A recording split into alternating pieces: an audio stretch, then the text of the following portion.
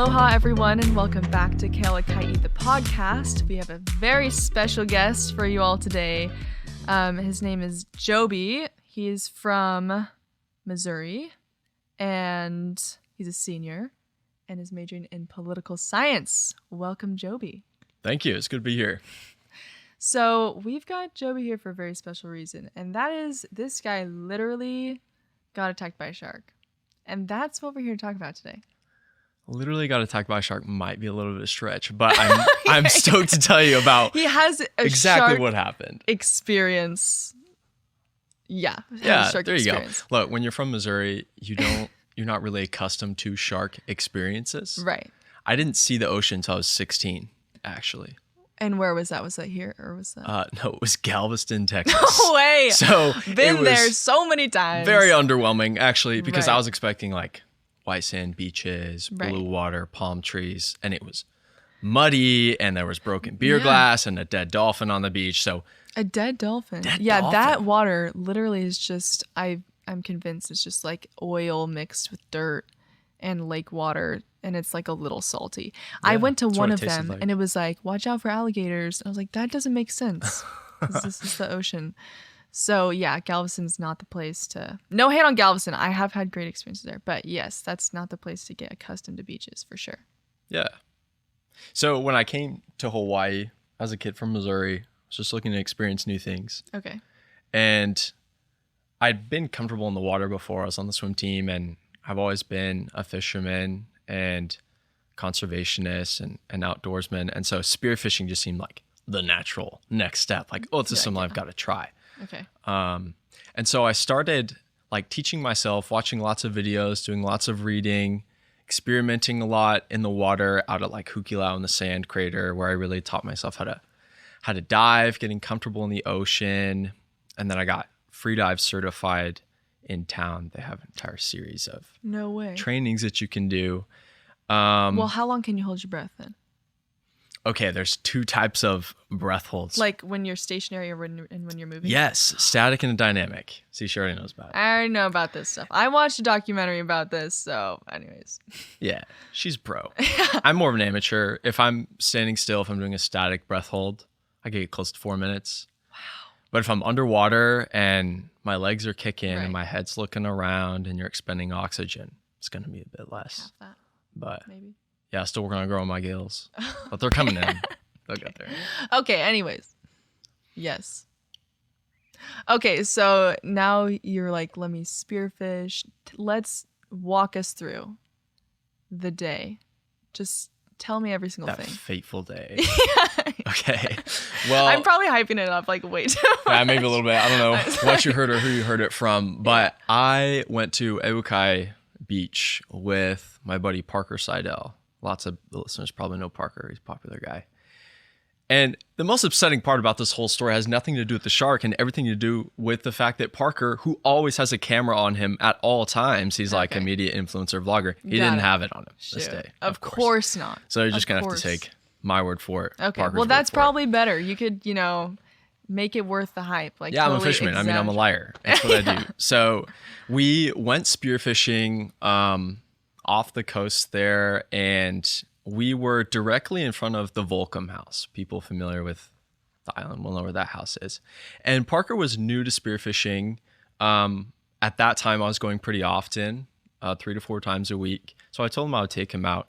We went with one gun. He was following me, and we went pretty far off of shore that day. I'd say we were close to 400 yards off the coast. So with, just so the listeners know, with spearfishing, you have also, for myself, you have a boat, you have a gun.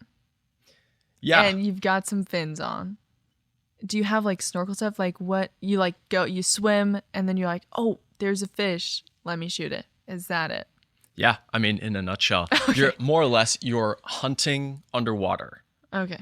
And basic gear would include goggles, snorkel, a wetsuit to protect you from the sun, to protect you from all the things underwater that want to bite you, poke you, sting you.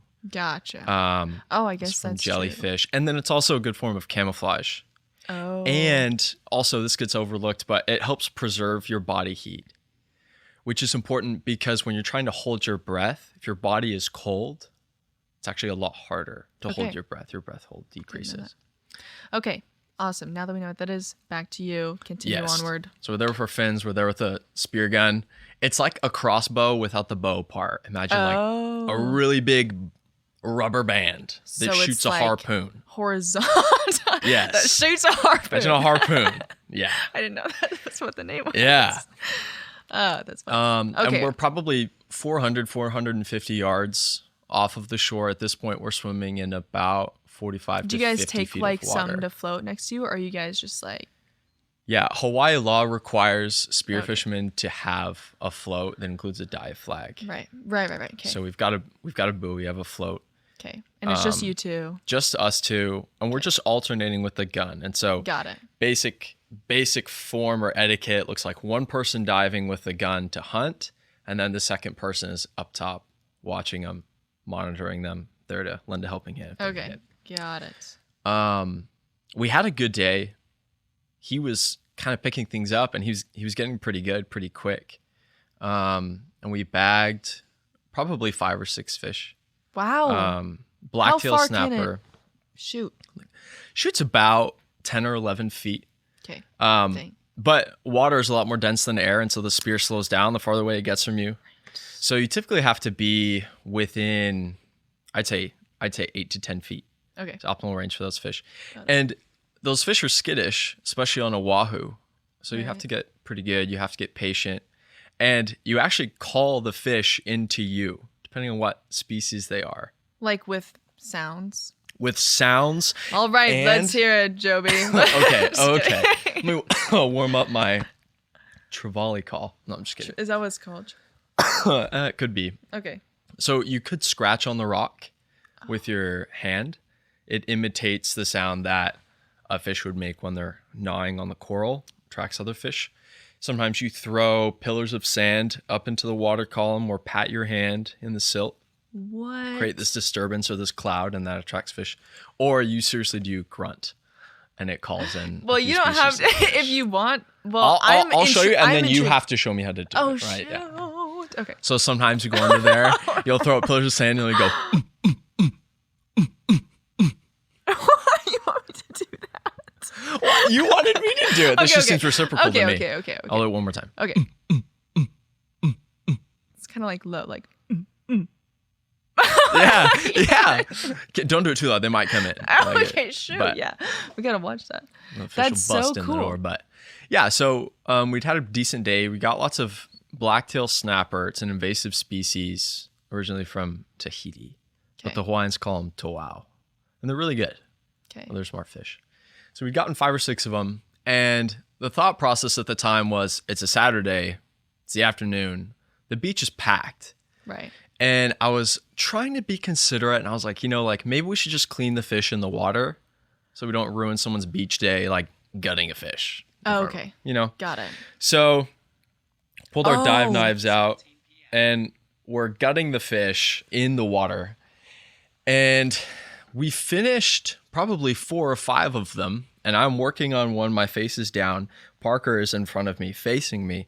And then all of a sudden, he just starts going, woo, woo, woo, woo. He starts like screaming, and I pop my head out of the water, and I'm like, what's up? Like, what's going on? And he's beside himself, and he's pointing, and he's yelling. He's like, there was a shark. There was a huge shark. Just bull rushed you, got within a couple feet, and then turned around. You're like, oh my gosh. Yeah, so I look behind me. I'm holding this fish in my hand, and I don't see the shark. Okay. Yeah, we're in about 50 feet of water. That's like worse, because you're like, where the heck is it? Yeah, it was ominous. And so I was like, okay, we can pack up. We can head back to the shore now. Yeah. So we put the fish back on a stringer that I'm wearing on my belt. So I've got these 5 or 6 fish. Okay. Floating around my waist. Yeah, all fished up properly. And we're swimming back. It would have been less than a minute. And something rams into my foot. It was like I kicked something. No way. And I turn around, and there is a tiger shark whose head is about this big around. I mean, this shark is probably... What's this big? People are listening. Oh, gosh. What is that? Like Does that look half? like... Looks like a foot and a half, 2 feet. I don't know. I'm actually... Wide? That's crazy. I mean, the shark in total was probably 9 or 10 feet long. Okay.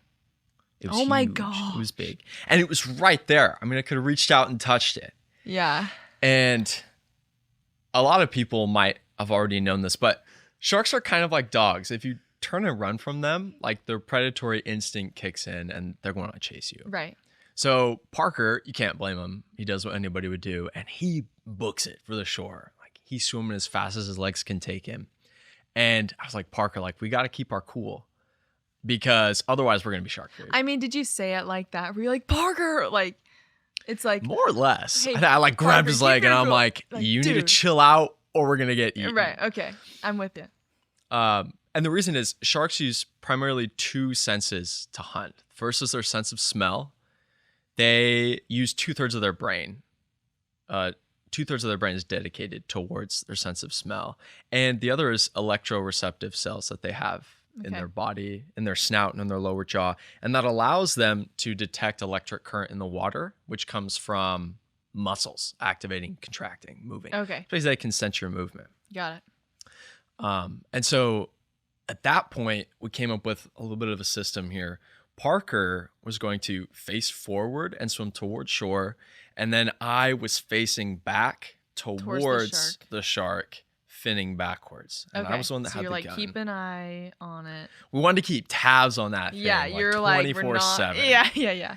And you're pretty far out, right? What you said? Yeah, you're like 450 yards. Okay. It took You're out us like half an hour swimming to get out Oh my there. gosh. So we have this system. He's facing forward. I'm facing backwards. That's like quick thinking time. I'm sure those thoughts are like literally milliseconds. And you're racing. like, yeah, that's like instant impulse, like survival, fight or flight. You know, you're like, okay, you know, that's Eat so or cool. be eaten. Yeah. Yeah. Eat or be eaten. That should be the title of this podcast. We're apex predators too. We just had to remind the shark. True, right. My Who's dive boss? instructor told me one time that if sharks had any idea how helpless humans were in the water, they would eat us every time. Every time. Yeah. But this shark had no idea because, well, actually, we probably looked absolutely terrified because we were. Right. But that's the system that we use going closer to the shore. And here's what would happen. The shark would circle us 2 or 3 times, always staying within eyesight. The water clarity was really good that day. That's nice. And then it would bull rush us. You're kidding. Like full speed, it's looking at us, and it would get gosh. close enough that you could see its eyes like roll in the back of its head. And it's also, like messing with you guys. Is it like messing with? Is he like playing with his food? Like, what is that? I don't think so. So a couple of things you got to keep in mind. This could be useful for the listeners too who spend time in the water. Most of the time, sharks are not a serious threat. I mean, they could be potentially, but part of it is just part and parcel with being in the water. You accept a certain amount of risk when you're spearfishing, when you're surfing, when you're swimming. But under normal circumstances, you don't have to be worried about sharks. There's a few telltale signs that the sharks make in their body language and their behavior that can tip you off when they're agitated. A relaxed shark's pectoral fins will be flat. But when they get agitated, when they turn aggressive, they move inward towards their body so that they're pointing almost towards the ocean floor. Interesting. Their backs will also arch, sort of like a cat. And their movements get more erratic. They'll move back and forth quickly.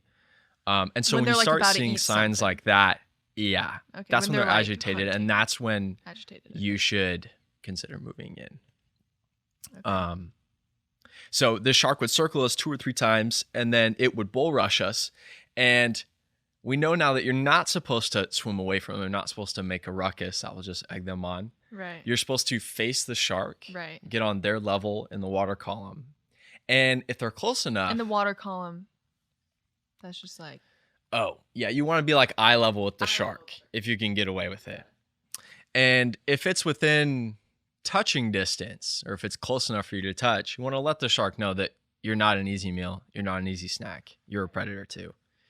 So when the shark would charge us, I would lean towards the shark. So now I'm facing the shark, and I would hold out the spear gun, and it was like a jousting match. So the shark is coming in towards us, and I'm paddling in towards the shark, and it would get close enough for me to touch it with the spear gun, and then it would veer away last second. And that was repeated over the course of the next half hour. Circle us 2 or 3 times. Oh, yeah. Yeah. So circle us 2 or 3 times, giving us a side eye that whole time. And then it'll bull rush us. We'll do the jousting match. And then last minute it'll go away. And we kept our fish. We didn't give it a single one. I mean, we worked for that fish. None of them. I feel like I probably would be like, oh my gosh, get rid of these things. Yeah, I think a lot of people would. But the thing is, if you do that, you might get away with it, but then you're just training and conditioning the sharks to associate people, divers, with food. And that's actually where most shark incidents happen. Because then people get comfortable around sharks, sharks get comfortable around people, and then you start to lose some of the respect and the distance that these animals deserve. People start acting irresponsibly or doing things that they otherwise shouldn't do. Right. So it followed us all the way back to where the surfers are on Ehukai. So where the rocks and the reef end and where the sand begins. And it was right at the top. I mean, you could see the dorsal fin from the beach. So we played that game with the shark for about half an hour. And then me and Parker just scrambled back on the beach and we just like collapsed in the sand. We were so tired. It was terrifying at the time, like facing off with a shark like that. That wasn't the first shark encounter I've had, and I've had a few since as well, but that's definitely the most exciting, probably the most adventurous. There's lots of different shark species in Hawaiian waters, and if you spend a decent amount of time in the water, you'll see them. And most of the time, they don't even acknowledge your existence. Oh, okay. But you'll see reef sharks often, oceanic white tips. You'll see black tips, sandbar sharks, tiger sharks, and I've had them like take fish off the end of my spear or bump into them a little bit. But most of the time, they're just cool to look at. Just cool to look at from afar. Yeah. Those sea dogs or whatever, sea puppies. I don't know. I'm saying that.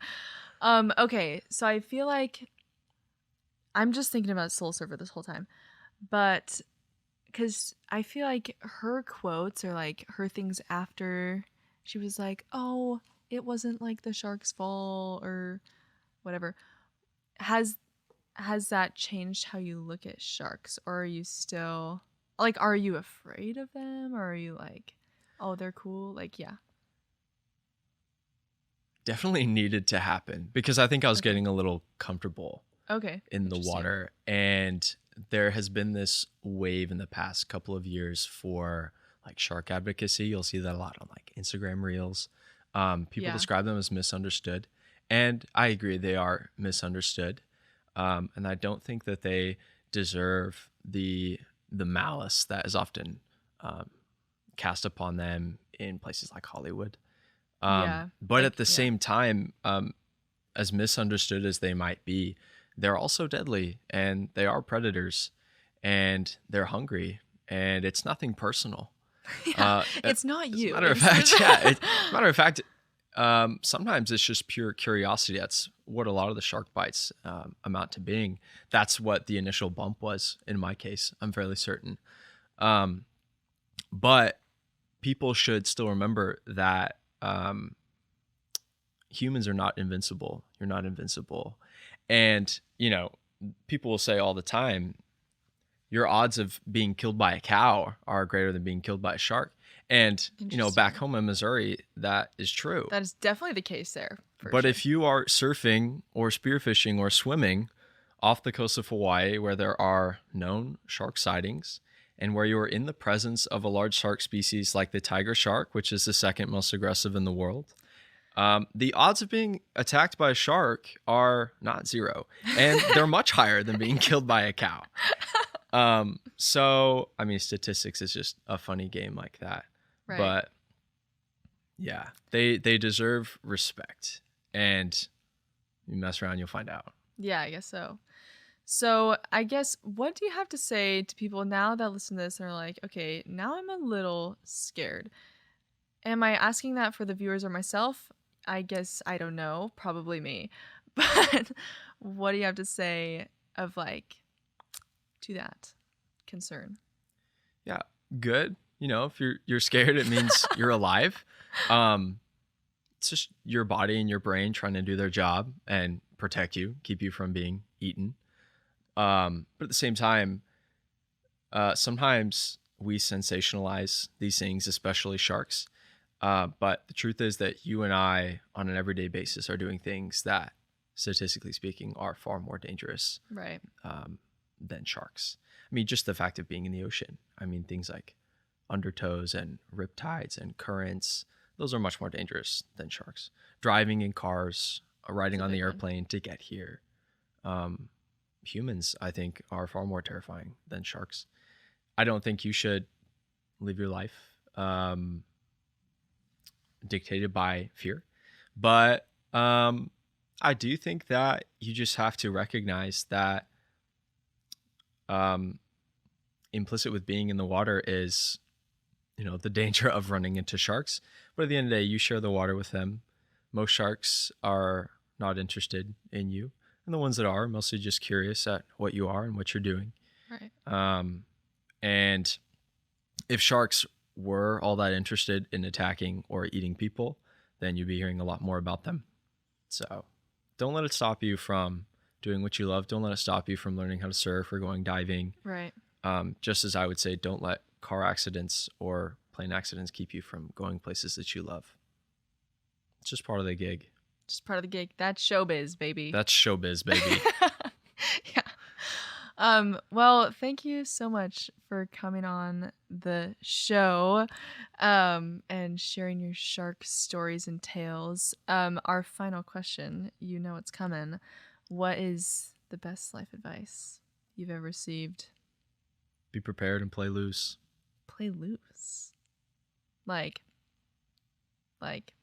hang loose, kind of like be prepared. What do you mean by play loose? Well, if you have a plan, then you can deviate from it. Oh, got it. Okay. Yeah. I'm picking up what you're putting up. Okay. Yeah.